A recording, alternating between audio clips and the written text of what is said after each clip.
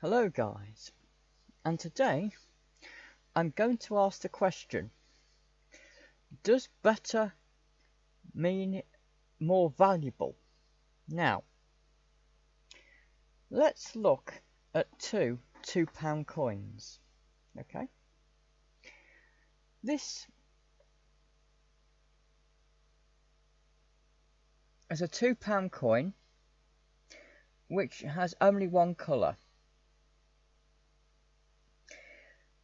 And yes, this is a real genuine £2 coin, and it could theoretically be spent in a shop and be worth £2. Now, I guarantee most people in Britain have never, probably ever, seen a coin like this. But it's a genuine £2 coin, okay?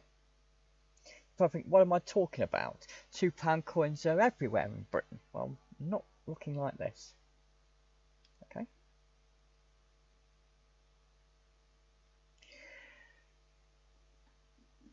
And many years later, they decided to improve the £2 coin and make it look like this. The main difference is it's got two colours. It's got a silver looking colour in the middle and a bronze / goldish colour on the outside. Okay, I believe both of them are made with copper, and I think they put copper and zinc in the middle, and they put something else on the outside, copper and something else on the outside, okay? And the idea is they'd also then, once they did this, they then used the same idea for the £1 coins, okay? But the £2 coin was the first coin in Britain ever to have two different colours, okay? And this was an earlier £2 coin, which had just one colour. Now, you might ask why I said that practically nobody in Britain has ever seen a coin, personally, like this. A £2 coin like this. Even though this is and if I actually took this £2 coin into a shop, even though it is completely legal tender, to my knowledge, most shops would not probably accept it and think it was counterfeit, even though it is absolutely genuine to the best of my knowledge, okay? Now, why is this?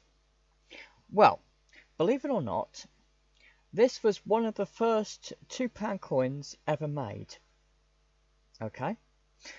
It wasn't literally the first £2 coin ever made. It wasn't the first one that actually came out a machine. If it had, it would be worth probably millions or something if it could be proven that was the very first one that ever came out the machine. But let's look at the date on the back.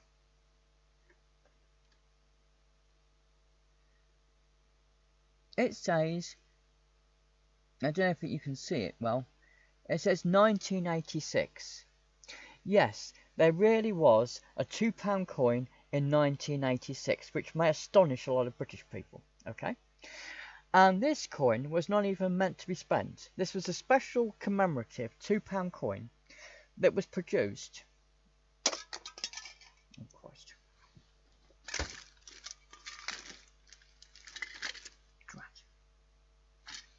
Damn, I've just lost the thing.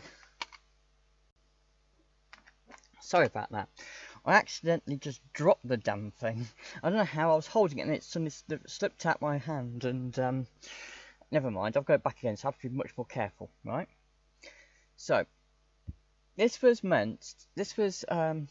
produced to commemorate the 1986 Commonwealth Games, which is similar to the Olympics. It's a sort of British Empire version of the Olympics. As while we don't actually have a British Empire anymore, we have the Commonwealth, which was based on the Empire, but is much more democratic, okay? And it showed this on the back. I don't know what it represents, but it showed that on the back. And it was meant to it was a commemorative coin which people were not meant to spend. You got things like this from the post office, and my dad bought it from the post office. And get, you know, for the family, you know, to keep. Thinking one day it might be worth something, I don't know.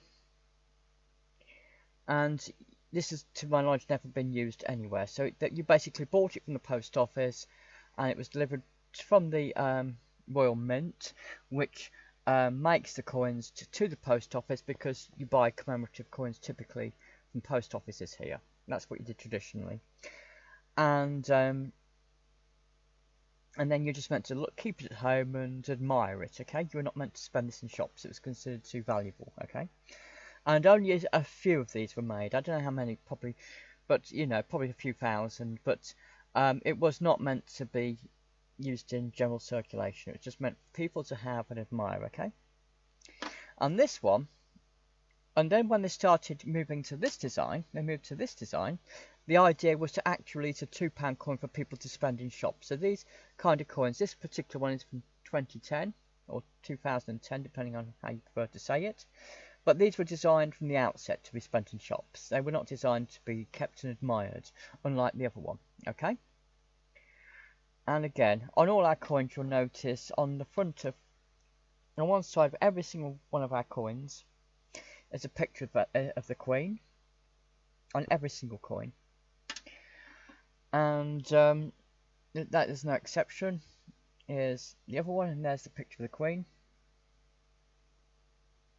And on the back, they usually have different patterns, okay? I've no idea what this particularly represents, but it looks like it's got two hands around another hand. I'm not sure what it represents, but there you go. Often of various themes, okay? So, there you go. And, as I said, but which is worth more? Well, as I said, one person on eBay thought that this 1986 coin is worth a ridiculous amount of money. And this is an actual advert I saw for it on eBay.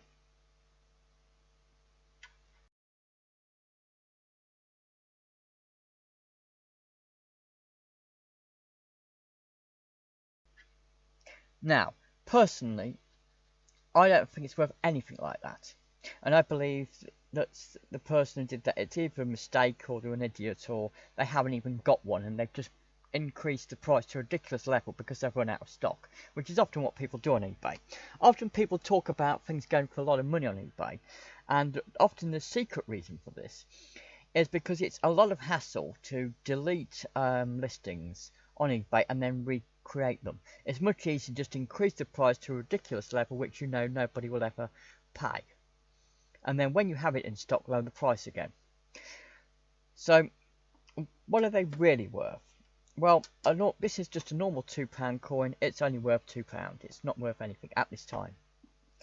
This one, however, as I said, is a commemorative coin, but it's probably only worth about, realistically, at most, about £4. So it costs £2, but you might get about £2.50-ish to about £4 for it, realistically. Okay, if you sold it, okay? And they do not currently make any more £2 coins that look like this with just one colour. Okay?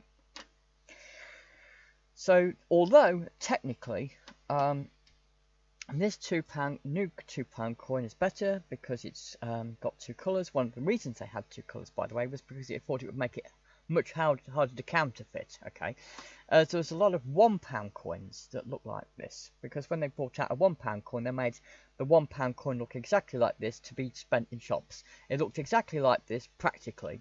It was just smaller and had something different on the back, but it looked practically the same as this, but it was smaller and it was designed to be spent in shops. But then there was an issue of counterfeiting, where because only one metal was used, or a lot of people started making counterfeit copies of £1 coins. So then they brought out a £2 coin, as you know, and made it much hard, because it's got two colours. It makes it much harder for it to be counterfeited, right? And then they introduced a £1 coin, which looked very similar to this. Okay. Right, guys. So even though this is much better in terms of being much harder to counterfeit, and the fact it's got